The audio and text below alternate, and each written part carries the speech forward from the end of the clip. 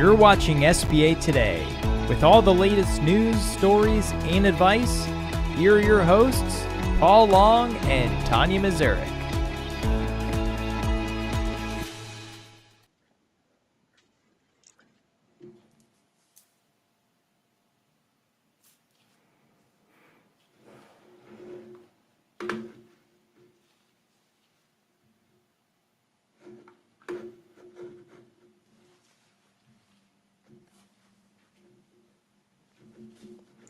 Good morning and welcome to SBA Today. So we had a wee bit of an issue. Paul is out of state right now and could not get his computer to work. So, hey, you get just me until if he gets to come on. Anyway, welcome to SBA Today. We are brought to you by Res Title, the experts in title work. So check them out. It's May 12th. Anyway, so I wanted to tell you guys a little bit about an issue that happened to me this morning. So last night I decided to make a pot of coffee. Within making that pot of coffee, I went ahead and did, the delayed start so it'd be ready for me this morning. I typically make French press. I don't always do the coffee pot. So in doing the coffee pot, it's a little bit different. I don't always think about it. And yeah, I got everything ready. I turned on delayed start.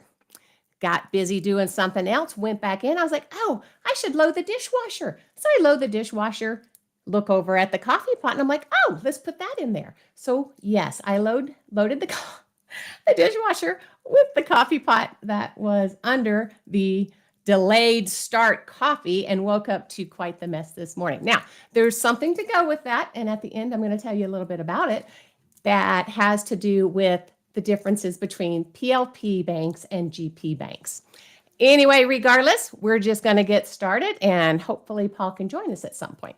Anyway, first 100 days of SBA administration. What have they done? All right. Small Business Administration celebrates first 100 days accomplishments. Yay, here we go. What did they do? All right. SBA has delivered an 80% increase in 7A and 504 loan approvals with about 26,000 loans approved for $12.6 billion. This includes a 95% increase in loans for businesses with 5 or fewer employees, nearly 15,500 loans, a 56% increase in loans for new startups, that's over 3,700 loans, and a 74% increase in 7A loans for manufacturers, over 1,500 loans. Whew. In total, about 60% of all new SBA loans in the first 100 days benefited America's smallest job creators with 5 or fewer employees. Yay! Congrats, guys. Anyway, reduced total agency spending by about $190 million, terminated or paused over 120 contracts for about $3 billion in future savings, terminated or consolidated or relocated 47% of SBA leases, including regional offices located in sanctuary cities. We are a sanctuary city. Anyway, announced an agency-wide reorganization that will reduce the SBA workforce by 43%, restoring it to pre-pandemic levels for a cost savings of $435 million annually by 2026. Are you there, Paul? I am. Can you hear me now? Yes. Holy moly. Yes. I'm going to kick his butt after this. Oh, yeah. I know you are. Down. Oh, by the way, be careful of those roadside motels. He saw my face. Anyway, so you want to jump in with where we're at there, Paul, and we'll just keep going through, or yeah. So, well, I missed the first part. I am sorry, right. Awesome audience. I'll just keep going. Yeah, sorry. I'm traveling. I'm in Hermiston, Oregon today. We have a person who won our Exporter of the Year out of Oregon. So I'm down here to do an award with them. And so that's the cool thing about National Small Business Week. So did you share your story, Tonya? I did. Okay, awesome. I mean, there's more coming with it, but anyway, yes. Okay, gotcha. So we're on 100 days? 100 days. So launching the Made in America Manufacturing Initiative to cut $100 billion in red tape, improve access to capital, promote workforce development. Yes. Yeah. Okay, we'll just keep going. Enhanced fraud protections within SBA loan programs by mandating that all loan applications include citizenship and birth date verification. And we restored underwriting standards and lender fees to the 7A program in effort to preserve zero subsidy, which is the most important part, of the program to protect Yeah. taxpayers. Yeah. And you know what's funny about this, guys? This is typical, right? This can happen with anybody whenever it comes to whether it be, Paul having some issues getting on, right? And sometimes you've just got to run with things. Same thing That's happens right. in your business. So give us a little slack and we'll give you slack and we'll all be well. That's right. Except I'm not giving him slack after y'all. Oh yeah, it's going down. I'm sure I'm going to hear about it. Well, obviously, there's some cool stuff that's going on. Want to say hello to all of our listeners over at the Nagel Spring Conference. I hear that SBA Administrator Kelly Loeffler is there. And boy, I really do wish I was there because I bet you that would be very interesting to hear that. Oh yeah, I bet. Especially with, most importantly, all of the, the career SBA people that are kind of sharing, what's in the pipeline, right? That's the biggest thing I think we all want to know is that. So, Right. So I look forward to hearing that. And also with that, we want to for sure congratulate Greg and Shelly MacArthur of NTL Industries. They were the 2025 National Small Business Person of the Year award winners. And they were one of those small businesses. You guys will appreciate this. They started in their garage. Now, how many have done that? Many across the board, right? They start in the garage and then they just expand and grow. Congratulations, you guys. I mean, that's pretty impressive. Way to go. Yeah. The next We're Amazon. pretty excited about it. Exactly. So I posted yesterday the differences between PLP and GP programs. So I don't know if you guys saw those, but they were on my LinkedIn. And we want to go over that a bit, don't we, Paul? Yeah, there's a lot of changes in that. Yeah. For the full post, if you want, you can go to the specifics. You can go to my LinkedIn page at Tonya Mazurek on LinkedIn, right? But Paul, what are your thoughts? And let's get moving on it. Yeah, absolutely. So, PLP lenders are kind of like the SBA trusted fast lane, as I think that's a great way to put it. They've earned authority to make loan decisions without SBA approval. They are the one and dones. They're the in-house shop. They don't rely on a whole bunch of third parties. They do their own reviews, their own audits. They do everything. And then, of course, the only offset is we take all the risk, right? And so Exactly. And so it forces us as lenders to do what's right. Yep. It's kind of the think of PLP as the we've got this lenders, right? Right. They know what they're doing. They do the underwriting, they do the final approvals, and they simply notify the SBA. Now, the program was built for speed and efficiency.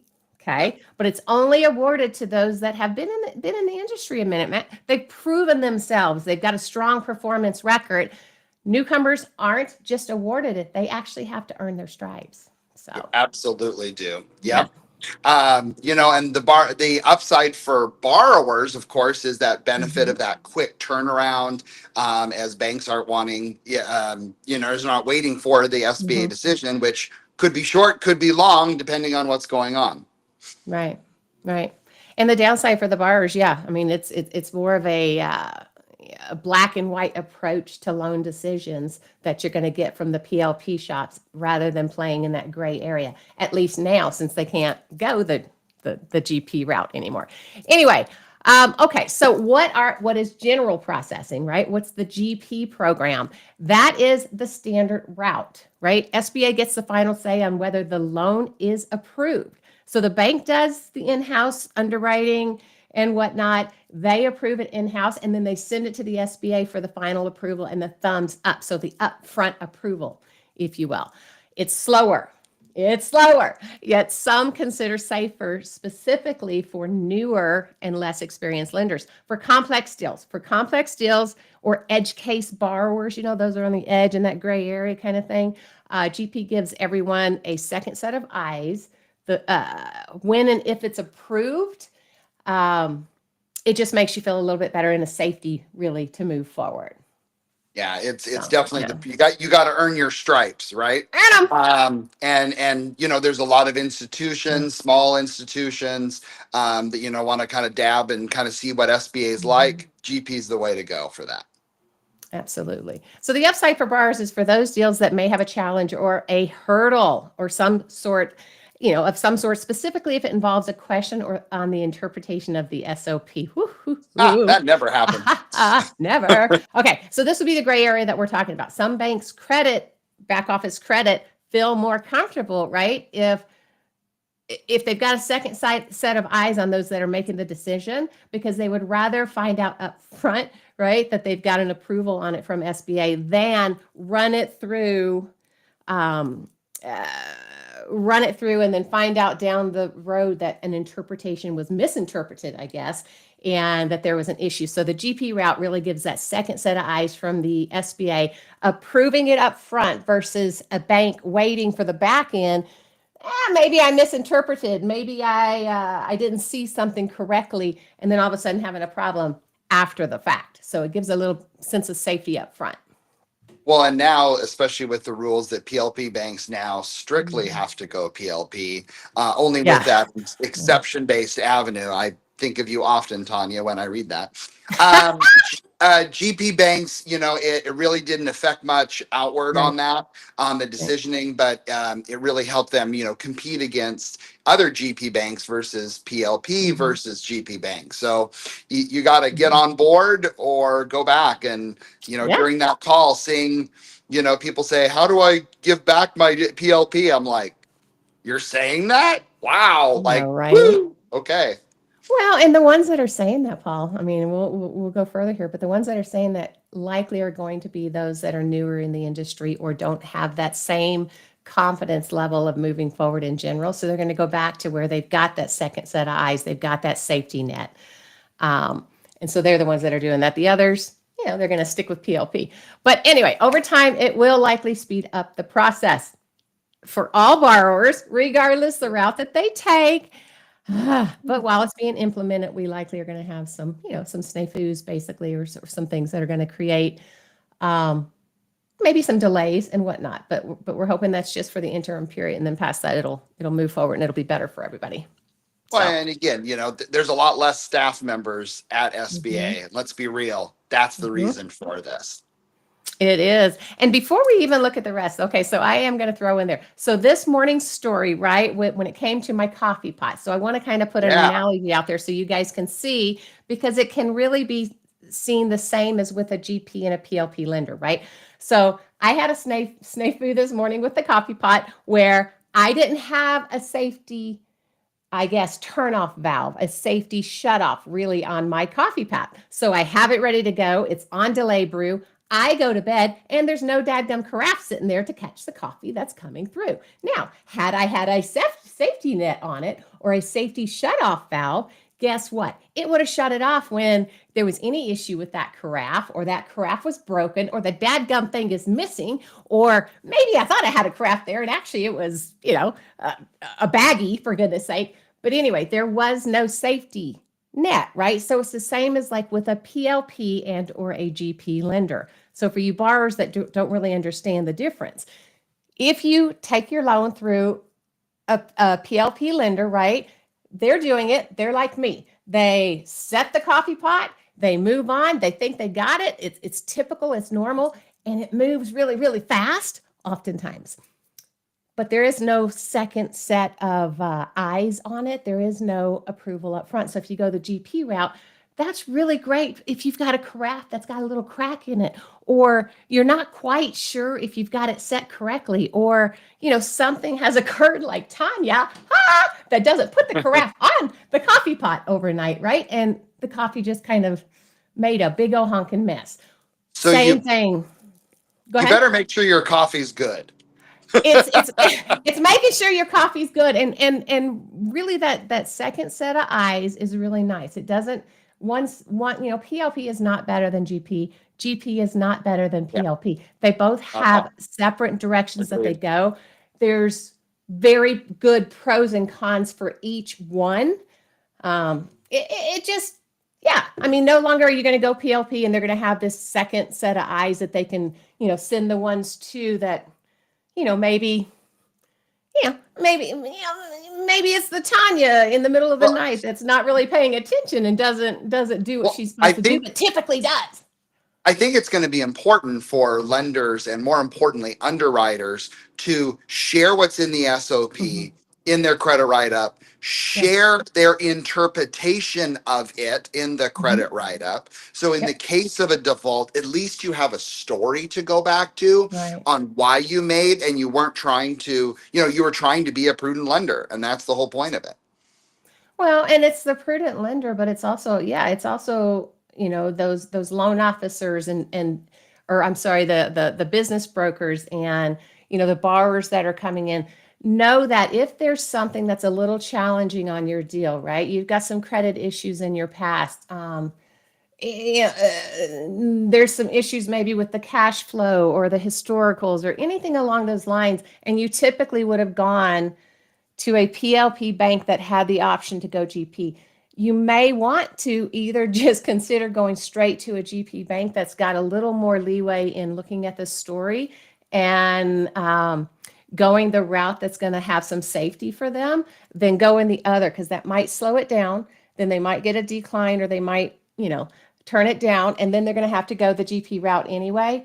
It's going to hurt the borrowers if you go that route. So really, really know your deals up front. Anyway. Amen. And sorry, and then of course I had the lawnmower outside too to keep going on this morning's awesome. This is the life of being a lender. You never know what's going to happen, right? Like, suck it up. Believe me, I know. Yeah. Well, I definitely was not as fluid as I could have been this morning because I got a little bit stressed out. I was like, where's my party? Anyway. All right, guys. Well, regardless, we are live on Tuesday morning. So join us here again next week on LinkedIn and or YouTube if you want us live. Otherwise, go to us on any of the streaming platforms that you get your podcast on. Check out our previous episodes, and as well as our family of podcasts, The Art of SBA Lending and the BDO Show, because we've all got different information that we're putting out there. And if you'd like, I don't know, to reach out to Paul or I, connect with us. We'd love to take your questions. We'd love to connect with you. Otherwise, rise up with your big bad selves, and we'll see you next Tuesday. See you later.